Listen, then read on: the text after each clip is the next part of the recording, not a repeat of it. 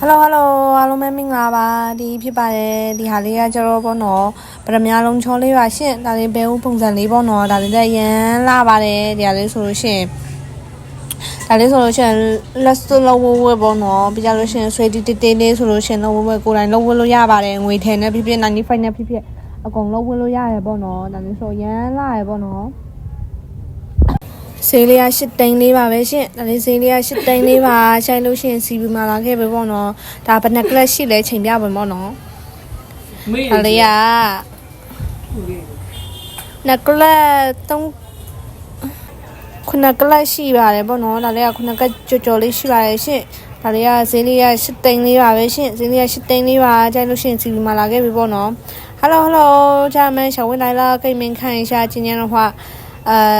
红宝石戒面可以做戒指的话，这种